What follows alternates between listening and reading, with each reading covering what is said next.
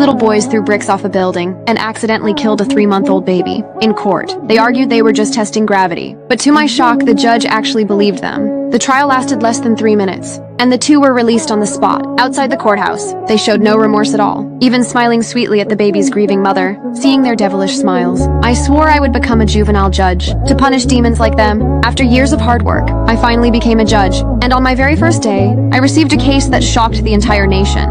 A man lured a victim to his home, murdered her brutally, then chopped up the body, and dumped the remains on a rooftop. After the crime, he even went straight to the police and turned himself in. But when questioned further, his eyes drifted away. The next day in the solemn courtroom, the criminal described how it happened. Halfway through, he suddenly burst into laughter. Such behavior left me and everyone else in disbelief. Faced with such arrogance, I knew I couldn't let him go unpunished. During the appeal, the judge asked about his motive, and he pulled out a medical certificate, claiming he had schizophrenia. But after looking at it, I called out the lie, because a schizophrenic patient could never stay so focused. From planning the kidnapping and murder, to dismembering the body, to cleaning up the crime scene, such a crime required total concentration at every step, which no schizophrenic could ever achieve. I pressed further and pointed out other flaws. If he planned to turn himself in, why bother dumping the body? Hearing my reasoning, he began to panic. Clearly there was someone else behind this crime. So I pulled up Mark's phone records, and found he had been calling a girl constantly. When the girl's photo was shown to him, Mark lost control and started yelling. At the same time, footage from the police station showed that on the day he confessed, he had looked straight across the street, where the same girl was staring right back at him. And surveillance of the victim in the elevator showed Anna wearing the same hoodie as Mark